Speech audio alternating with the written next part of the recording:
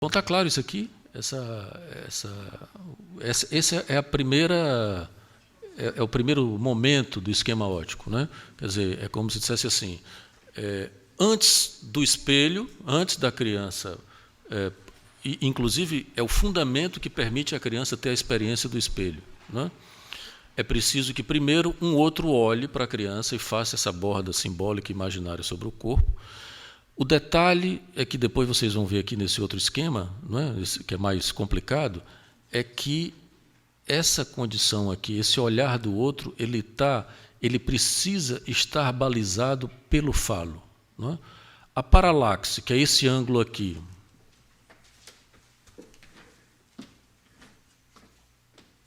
esse ângulo aqui, não é? Que o olho, esse ângulo aqui, vou comprar aqueles negócios aqui. Aquelas luzinhas que não é o nome daquilo. Esse ângulo que o olho está, não é? Ele precisa, como eu disse, isso na própria experiência do Boas é assim. Se você fizer assim, você não vê mais, não é? Você tem que estar no ângulo, é a mesma coisa do telescópio, né? Se você virar um pouquinho, não vê mais. Esse ângulo ele é preciso, não é? Ele tem que estar precisamente nessa paralaxe, nesse ângulo. E o que sustenta isso é exatamente o falo, não é? A mãe precisa olhar para a criança e ver uma imagem fálica, não é? Imagino, não sei se tem pessoal que já estudou isso, que eu acho que tem gente mais dos semestres iniciais aqui também, obviamente que o falo não é um pênis, o falo é um significante que sustenta uma significação. Então, esse ângulo ele é fundamental, não é? Porque aí é onde volta a questão que eu estava falando antes, né? Dessa divisão que nós padecemos entre sujeito e objeto, que é exatamente isso. É o fato da mãe, eu vou chamar a mãe, tá? O outro olhar para a criança e reconhecer ali um sujeito, porque veja bem, a mãe goza da criança, não é? A mãe goza da sua criança, seja como falo, seja como objeto, não é? Eu acho que de uma outra vez eu contei aqui a história do bebê reborn, não contei para vocês? Das mulheres que estão ficando meio doidas com esse negócio do bebê reborn, que é um boneco perfeito, né? Que você olha, acha que é um bebê, não é? E que as mulheres piraram na batatinha com esse negócio, compram os bebês e saem por aí como se fosse um filho e vão tomar café e saem com o bebê no... Isso tem na internet. Tem...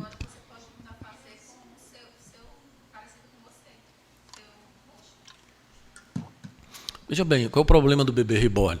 É que o bebê reborn não faz cocô, não faz xixi, não morre, não tem real. Não acorda de madrugada, não tem esse efeito, na mãe. E outra coisa, ele não vai poder, porque a mãe, quando goza do seu filho, como falo, a mãe goza porque, inclusive, a importância da abertura que a mãe dá para a significação fálica é fundamental. Como assim? A mãe olha para o filho e vê um falo, porque quando ele crescer, ele vai ser isso, vai ser aquilo outro. Não é? Ela aposta na condição fálica da criança mais na frente. Ela reconhece, inclusive, é importante que ela reconheça a condição e a identificação fálica da criança, e ela, obviamente, isso é importante, a mãe tem o direito de gozar falicamente desse bebê, contanto que ela não prenda o bebê ao seu gozo fálico. Ela precisa abrir para a significação fálica da criança, lá na frente. Não é? E, para isso, ela precisa estar castrada, como dizia Freud, não é? Ou precisa ter um vazio, uma falta, como diz Lacan, para que ela saiba que o bebê não é dela. Não é? Ela tem que apostar e encaminhar a criança para o mundo real, para o mundo adulto, e dar à criança esse reconhecimento fálico. Bom, com o bebê reborn, ela não precisa fazer isso. Não é? O fato qual é? Existem algumas circunstâncias clínicas que nós vamos encontrar também, que a mãe, mesmo com o bebê real, ela também não faz isso. Não é? Ela abre, ela goza falicamente do bebê, e são as situações, por exemplo, onde não se trata de psicose. Porque se a mãe, volta à questão que você tinha colocado, se a mãe não tem esse reconhecimento da criança como sujeito, ela vai tratar a criança como objeto. Não é? E aí vai ser difícil esse sujeito se constituir. E aí é onde se apresentam os casos de psicose. Mas existem certos casos estranhos na clínica que decididamente não entram nas situações de psicose, que são quadros onde o sujeito tem um comprometimento. E hoje em dia, que tem a ver também com essa coisa do mundo atual, né, o sujeito não é psicótico, mas tem uma séria dificuldade de operar no mundo fálico, né, tal. O exemplo mais ilustre são as anoréxicas, né, por exemplo, né, que não encaixa na ideia de histeria, apesar de alguns psicanalistas forçarem a barra, é histeria, é histeria. Não encaixa na ideia de histeria, não é a mesma coisa, não é unicamente isso, não dá para... Não resolve o fato clínico você dizer que a anorexia é uma histeria. Não resolve. Né? Porque, inclusive, a dificuldade, inclusive na imagem do corpo, né, ela não é psicótica. Não é psicótica. Não se trata de psicose. Morre disso, mas não é psicótica. É muito curioso. Né? E tem uma relação com a mãe que é um negócio interessantíssimo. É trágico, obviamente, né? Mas permitam o gozo clínico. Né? É uma coisa impressionante a relação da anoréxica com a mãe. Né? Que é exatamente essa condição de um gozo fálico que o outro tem, não é? Que ela não cai numa condição objetal, mas fica numa presa numa demanda materna, no gozo materno. Não é? É muito curioso. E tem outras situações clínicas também que têm a ver com isso, né? Com essas situações onde a criança é muito gozada falicamente pelo outro, o que, em tese, seria bom, né? Porque o reconhecimento fálico da criança e tal, e etc. Mas isso é uma questão clínica, quem já é clínico aqui, é importante considerar isso, mas tem essas determinadas situações que essa abertura da significação fálica não é feita. Né? A mãe goza falicamente da criança, mas a criança fica ali com ela. Não é? Fica presa a uma demanda materna, o que Lacan chamava um gozo do outro. Não é? Então, não vai adiante. A criança termina tendo sérias dificuldades de operar no campo fálico. Alguém ia falar, né? Não. Bom, eu posso passar aqui, então? Não é? Então, veja bem, esse outro tempo aqui do esquema óptico, ele parece um pouco complicado, mas... e é mesmo, não é? Mas, vejam, essa parte do lado de cá é a mesma, não é? Mas, nesse momento, Lacan introduz o espelho plano. Não é? Como eu disse para vocês, esse esquema anterior é um esquema do espelho côncavo que é anterior à experiência do espelho. Não é? Ela permite que a criança faça a experiência do espelho. A criança só vem para cá se tiver passado por aqui. Não é? Então, depois que a mãe reconhece a imagem da criança, não é? Aí a criança pode, finalmente, ter a experiência do espelho. Não é? Quer dizer, ela pode olhar no espelho plano e ver a sua imagem virtual. Né? O I' de A é a imagem virtual, não é? E o I de A é a imagem real da criança. Só que a imagem real não é a mesma coisa que o corpo real. Né? E veja que aqui é uma questão importantíssima na anorexia. Né? A anoréxica não vê o seu corpo, ela tem uma alteração da imagem real. Né? Porque por mais que você não veja o seu corpo real no espelho, não é? Você sabe que a sua imagem real ela está ancorada no real do corpo. Não é? Bom, existe uma coisa, bom, nem sempre, né?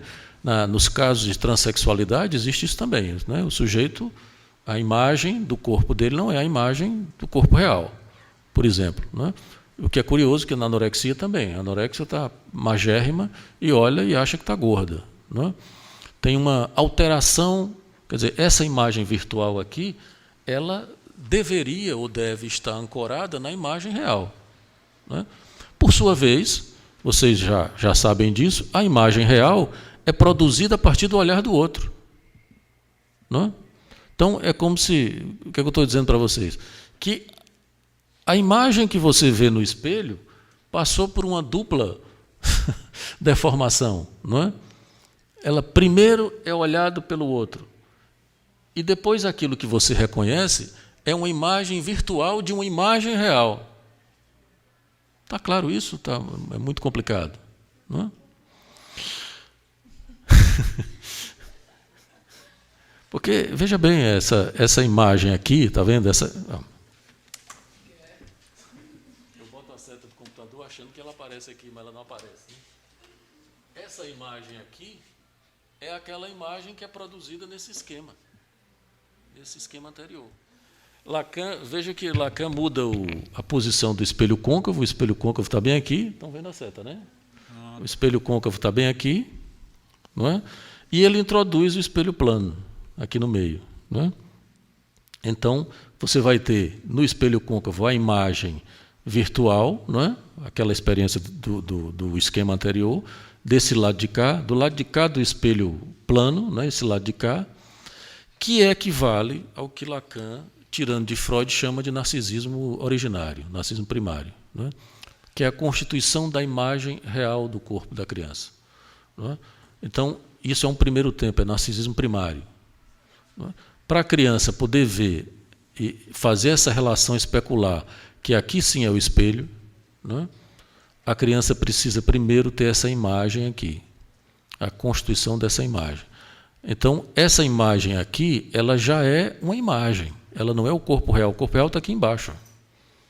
Não é? O corpo real, ele está do lado de cá, ele é o jarro que não se vê nesse esquema. Ixi.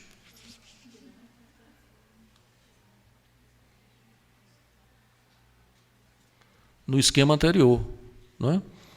Então, primeiro constitui-se uma primeira imagem, e isso tem a ver com o que Freud chamava de a primeira identificação, né? Uma identificação primária, que é exatamente a incorporação do vazio do outro. Não é? A criança, esse corpo, porque lembrem-se que o corpo, ele, em psicanálise, ele é um vazio, ele é um continente. Melanie Klein já dizia isso também. Não é? O corpo é um continente, porque o que nós constituímos, inclusive porque os orifícios do corpo, que são representados aqui pela borda do jarro, não é? Os orifícios pulsionais, eles precisam ser bordados, não é?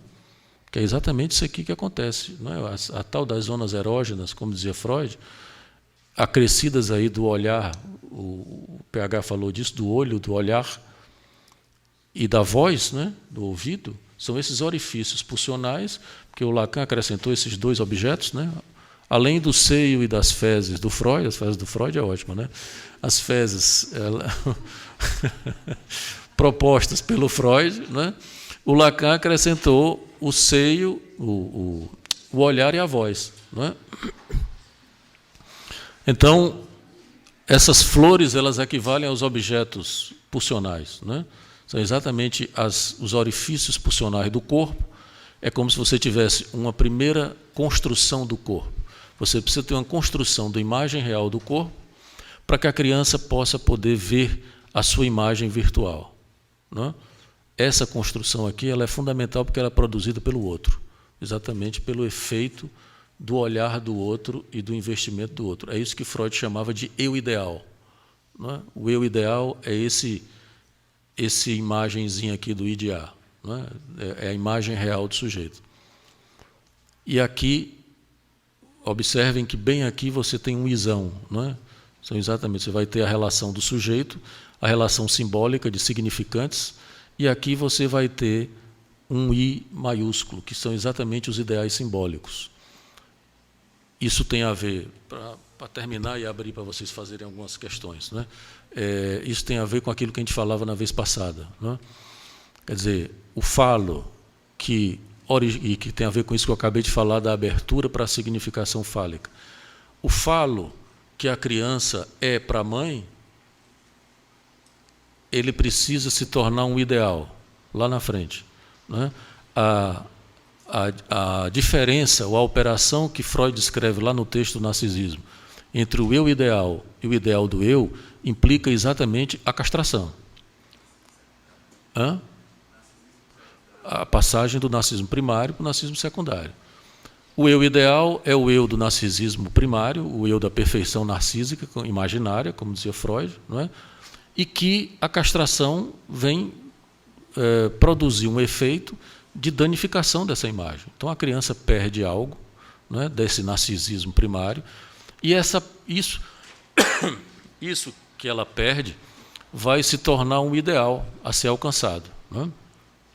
Daí os ideais simbólicos. E daí porque os ideais simbólicos têm essa função tranquilizadora, né, para o sujeito, que você acredita que vai reencontrar na cultura aquilo que você perdeu. Não é?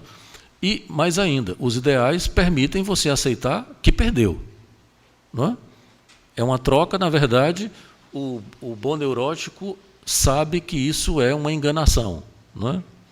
O que o neurótico reclama é isso. Ele diz, olha, me enganaram, porque eu era perfeito, vivia no paraíso, era, né, o falo da mamãe, e alguém disse, olha, abandona isso aqui, que você vai recuperar isso lá na frente, no social, no trabalho e tal, e etc. Aí o neurótico diz, não é verdade, porque não é equivalente. E ele tem toda a razão, não é? Porque o que você perde da perfeição narcísica, você não vai encontrar equivalente no trabalho, no sexo, no amor, na vida social. Então é razoável que o neurótico seja um reclamão dessa enganação. Eu fui enganado, né? Que disseram que eu saia daí e vá trabalhar, que você recupera o que você vai perder. E, é claro, realmente não é verdade. O que o neurótico não sabe, que ele aprende entre aspas, na análise, o que é que isso que ele acha que perdeu, ele nunca teve. Porque esse narcisismo primário aqui, essa condição primária de perfeição narcísica, nunca existiu. É uma construção imaginária. Não é? Então, é por isso que, depois de uma análise, o neurótico aceita melhor a castração. Não é? Porque ele percebe que aquilo que ele reclama, do gozo perdido, que ele perdeu e que ele não consegue recuperar, porque ele foi enganado, não é? Disseram que, se ele aceitar perder, ele vai recuperar lá do outro lado, né? Na vida, no trabalho e etc., nos ideais fálicos, e ele não recupera, não é? Ele sabe que, na verdade, ele fica advertido, por exemplo, disso, de que essa perfeição narcísica ele nunca teve. Não é? Então aceita perder, e por isso que isso produz um efeito fálico no sujeito, do sujeito trabalhar, amar, como dizia o Freud, né? de recuperar a capacidade de amar. O Abraham trabalhava muito com isso, né? Dessa história do amor e tal. Né?